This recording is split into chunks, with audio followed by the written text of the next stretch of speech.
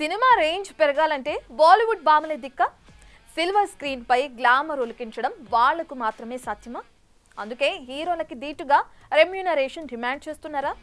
అసలు సౌత్ సుందరాంగులు ఇంతమంది ఉండగా నార్త్ బ్యూటీస్ పై ఎందుకు మనసు పారేసుకుంటున్నారు? నేను మీ సినిమాలో నటించాలంటే అడిగినంత ఇచ్చుకోవాల్సిందే అంటూ దీపిక డిమాండ్ చేయడం, మా వల్ల కాదు బాబోయ్ అంటూ స్పిరిట్ మేకర్స్ తప్పుకోవటం తెలిసిందే. దీంతో అసలు మేకర్స్ బాలీవుడ్ భామల చుట్టూ ఎందుకు తిరుగుతున్నారన్న చర్చ ఇప్పుడు కాస్త గట్టిగానే జరుగుతుంది. ఇదివరకంటే బాలీవుడ్ మార్కెట్ పెద్దది కాబట్టి దాన్ని టార్గెట్ చేయాలంటే నార్త్ బ్యూటీలని తప్పక తీసుకోవాల్సిన పరిస్థితి. కానీ కాలం మారింది.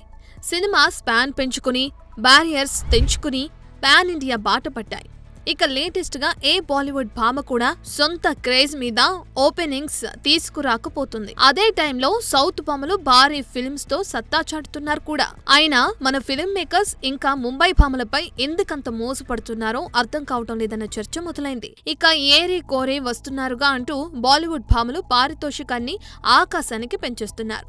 ఇదివరకు 3-4 కోట్లు తీసుకున్న హీరోయిన్లు ఇప్పుడు ఏకంగా 20 కోట్లు డిమాండ్ చేస్తున్నారు. పోనీ వాళ్ల క్రేజ్ మీదే సినిమాలు ఆడుతున్నాయా అంటే అదే లేదు. పుష్ప 2తో సత్తా చాటి చావాతో 100 కోట్లు కొల్లగొట్టిన రష్మిక 5 కోట్లని దాటుకుపోవటం గమనార్హం. ఇక శ్రీనిధి శెట్టి, నయన్, సాయి పల్లవి, శ్రీలీల ఇలా భారీ ఫిల్మ్స్ తో క్రేజ్ కొట్టేసిన ఏ సౌత్ బ్యూటీ కూడా రెమ్యూనరేషన్ ఆ స్థాయిలో డిమాండ్ చేయకపోవటం విశేషం. కానీ సరైన హిట్ లేని బాలీవుడ్ టాప్ స్టార్స్ మాత్రం అడిగినంత ఇచ్చుకోవాల్సిందే అన్న కండిషన్స్ పెట్టడంతో అసలు వాళ్ళకి నిజంగా అంత సీన్ ఉందా అన్న కామెంట్స్ వినిపిస్తున్నాయి. వాస్తవానికి భారీ సినిమాల విషయంలో ఫిల్మ్ మేకర్స్ పేర్ల మీద సినిమాలకు భారీ ఓపెనింగ్స్ వస్తాయి. కానీ ఏ హీరోయిన్ కూడా సొంతంగా తన క్రేజ్ తో కానీ ఓపెనింగ్ తెచ్చుకునే పరిస్థితి లేదు. కనీసం ఇకనైనా బాలీవుడ్ భామల వెనుక చక్కర్లు కొట్టకుండా కథని నమ్ముకుని సినిమాలు తీస్తే బాగుంటుందంటూ చెవులు కొరుక్కుంటున్నారు నెటిజన్లు. చూడాలి మరి ఈ విషయాన్ని మన ఫిల్మ్ మేకర్స్ ఎప్పుడు క్యాచ్ చేస్తారు.